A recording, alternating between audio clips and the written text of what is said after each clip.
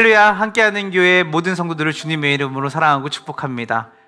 8월 5일 토요일 큐티를 시작하도록 하겠습니다. 오늘 우리에게 주신 하나님의 말씀은 예레미야 15장 1절부터 9절까지의 말씀입니다.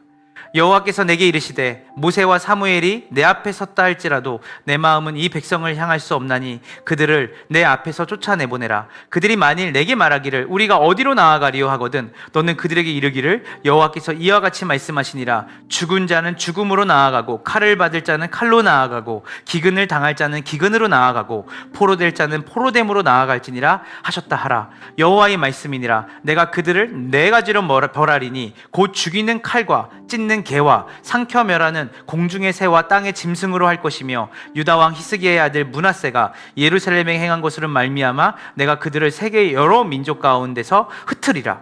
예루살렘아, 너를 불쌍히 여길 자 누구며 너를 위해 울 자가 누구며 돌이켜 내 평안을 물을 자 누구냐. 여호와께서 이르시되 내가 나를 버렸고 내게서 물러갔으므로 내게로 내 손을 펴서 너를 멸하였노니 이는 내가 내 뜻을 돌이키기에 지쳤음이로다. 내가 그들을 그 땅의 여러 성문에서 키로 까불러 그 자식을 끊어서 내 백성을 멸하였나니 이는 그들이 자기들의 길에서 돌이키지 아니하였음이라. 그들의 과부가 내 앞에 바다 모래보다 더 많아졌느니라. 내가 대낮에 파멸시킬 자를 그들에게 데려다가 그들과 청년들의 어미를 쳐서 놀람과 두려움을 그들에게 갑자기 닥치게 하였으며 일곱을 낳은 여인에게는 쇠약하여 기절하게 하며 아직도 대낮에 그의 해가 떨어져서 그에게 수치와 근심을 당하게 하였느니라. 그 남은 자는 그들의 대적의 칼에 붙이리라. 여호와의 말씀이니라. 아멘. 여러분, 우리가 이 앞장에서 그 예레미야의 눈물 어린 기도를 우리는 볼 수 있었습니다. 그가 이스라엘의 그 직면하고 있는 그 심판을 그 면하기 위해 눈물로 그의 백성들을 위해 하나님께 중보하는 장면이 나오는데요. 하나님께서 그 중보하는 예레미야의 기도를 외면하시죠. 우린 여기서 약간 혼란이 올 수 있습니다. 아니, 그렇게 눈물로 기도하고 그렇게 하나님의 은혜를 구하는 어떻게 그 선지자의 기도를 하나님께서 외면하실 수 있단 말인가? 여러분, 근데 우리는 여기서 잠깐 하나님의 성품에 대해서 생각을 해봐야 됩니다. 우리는 사랑의 하나님을 이해할 때 관용적 사랑에 대해서 우리는 생각하고 하나님을 사랑의 하나님이라고 부를 때가 있진 않은지요. 여러분, 하나님의 사랑은 정의가 있는 사랑입니다. 정의는 무엇입니까? 악행을 행하고 죄를 저지르는 것에 대해서 응당, 보응하는 것, 그리고 바르고 옳은 일에 대해서는 응당 상을 주는 것입니다. 하나님의 성품은 악을 미워하고 그리고 하나님의 그 길을 따라 의를 행하는 자를 하나님은 복을 주시는 하나님이십니다. 우리는 관용적 사랑으로 죄를 용서해줘야 되고 죄를 덮어줘야 되고 죄를 품어준다 생각하지만 하나님은 죄를 미워하시는 하나님이십니다. 그래서 우리가 하나님의 사랑을 이해할 때 관용적 사랑이 아니라 정의가 있는 사랑을 생각해야 되는 것이고 하나님의 사랑은 반드시 정의가 수반되는 사랑이라는 것을 인식해야 됩니다. 예레미야의 기도가 왜 응답받지 못했을까요? 왜냐하면 예레미야가 드리는 그 기도보다 그가 은혜를 구하는 하나님의 은혜를 구하는 그의 태도보다 이스라엘의 죄가 예레미야가 생각하는 것보다 더 깊었고 더불어 그 이스라엘 백성들을 심판할 수밖에 없는 하나님의 그 정의가 이스라엘의 백성들의 죄가 얼마나 악독하고 얼마나 깊은지를 이야기하고 있는 것이죠. 우리가 1절을 보면 여호와께서 내게 이르시되 모세와 사무엘이 내 앞에 섰다 할지라도 내 마음은 이 백성을 향할 수 없나니. 여러분, 모세와 사무엘은 이 구약에서 이스라엘 백성들이 죄악에 빠졌을 때 그들의 심판을 면하기 위한, 그들의 회복을 위해서 하나님 앞에 중보했던 이스라엘 역사상 위대한 선지자들 중에 두 명입니다. 근데 이 둘의 기도도 하나님께서는 받지 않으시겠다고 합니다. 그 말은 무엇입니까? 그만큼 이스라엘의 작금의 죄가 얼마나 큰지를 우리는 이해할 수 있는 것이죠. 하나님께서 말씀하십니다. 내가 그들을 네 가지로 벌하겠다. 곧 죽이는 칼과 찢는 개와 상펼 멸하는 공중의 새와 땅의 짐승으로 할 것이며 라고 합니다. 여러분, 우리가 문자적으로 읽기만 해도 이게 어마어마하고 잔혹한 심판이라는 것을 인식합니다. 그만큼 이스라엘의 죄가 하나님의 정의 앞에 섰을 때 얼마나 엄중한 심판을 받아야 되는 죄인임을 하나님 말씀하시는 것입니다. 특별히 4절에 유다 왕 히스기야 아들 므낫세라는 이름이 등장합니다. 여러분, 므낫세는 어떤 사람입니까?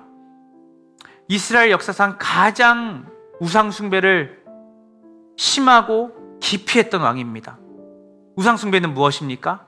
하나님보다 그들이 더 가치 있게 더 사랑하는 어떠한 존재이며 그들의 계획이며 그들의 소유를 우상으로 말할 수 있습니다. 즉, 하나님을 섬겨야 될 이스라엘 백성이 하나님보다 더 가치 있게 여기고 하나님보다 더 사랑하는 우상들이 그들의 삶 속 깊이, 그들의 민족 깊이, 나라 깊이 있었다는 것을 므낫세를 이끌어 와서 이야기하고 있는 것이죠.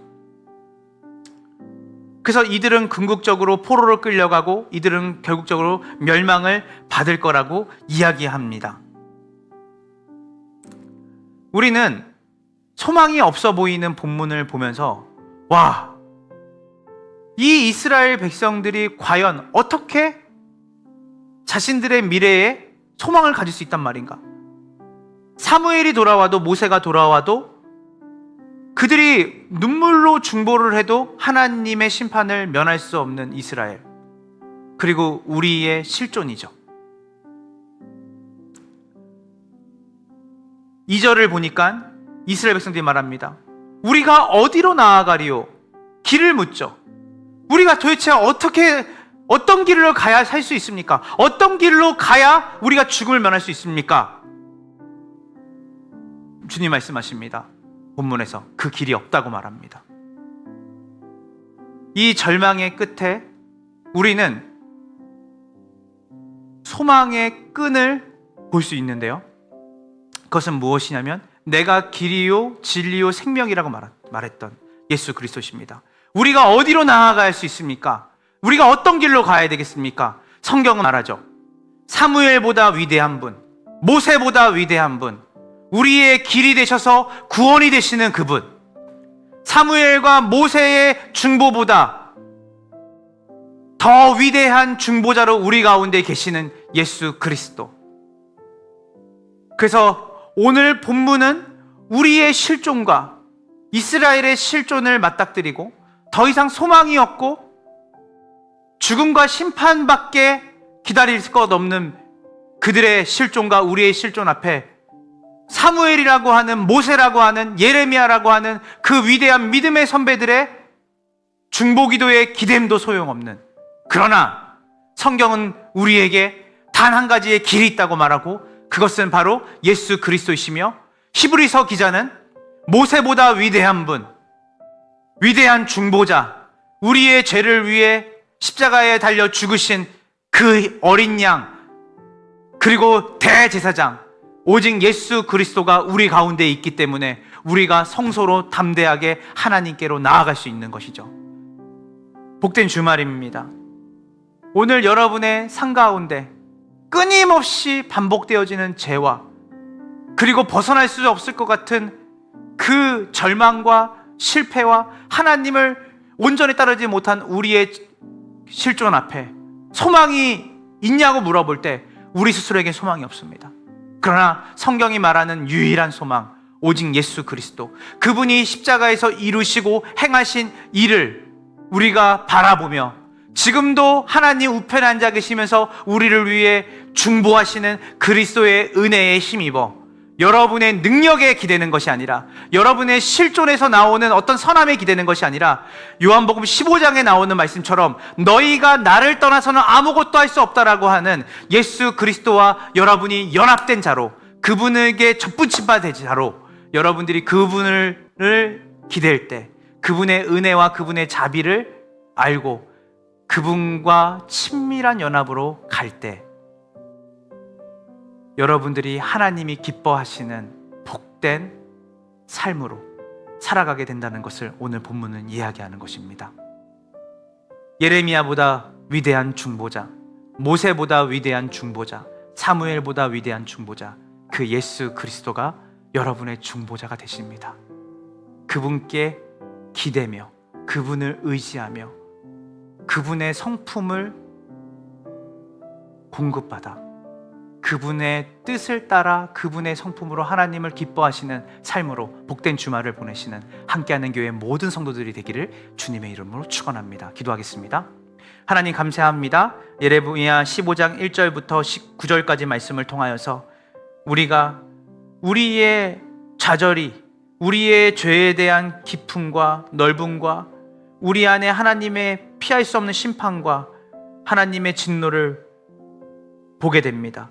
이것은 비단 이스라엘 백성뿐만이 아니라 바로 우리의 모습입니다. 하나님, 우리가 므낫세와 다를 바가 없습니다. 우리가 이스라엘의 그 죄악과 그 죄된 모습과 다를 바가 없습니다. 하나님, 오늘 이런 우리에게 소망이 있겠습니까? 그 어떤 믿음의 선배들이 살아 돌아와 우리를 위해 중보한다 할지라도 하나님의 진노를 돌이킬 수가 없습니다. 그러나 하나님, 성경 전체는 우리에게 소망이 있다 말합니다. 그것은 바로 무엇이냐면 어디로 가야 이 심판을 면할 수 있겠습니까? 라고 말하는 우리의 질문 앞에 우리의 길이 되시고 소망이 되시며 우리의 중보자가 되시는 예수 그리스도가 계시기에 오늘 우리에게도 소망이 있습니다. 그분이 이루신 그 십자가에서 이루신 그 일을 근거로 해서 우리가 그분과 연합되었고 그분을 의지하고 그분과 친밀한 동행을 하며 나아갈 때 우리에게 나오는 선함이 아니라 우리에게 나오는 어떤 힘이 아니라 예수 그리스도로부터 나오는 그 힘 그리고 그분의 성품과 거룩함을 우리가 하나님 앞에 보일 수 있는 삶으로 살아갈 수 있음을 이 시간에 고백합니다. 하나님, 예수 그리스도를 바라볼 수 있는 믿음, 이 복된 주말에 허락하셔서 우리 함께하는 교회 모든 성도들이 주님의 자녀로, 주님의 백성으로 힘있게 살아갈 수 있는 힘을 얻게 하여 주시옵소서. 감사드리며 우리 구주 예수님의 이름으로 간절히 기도합니다. 아멘.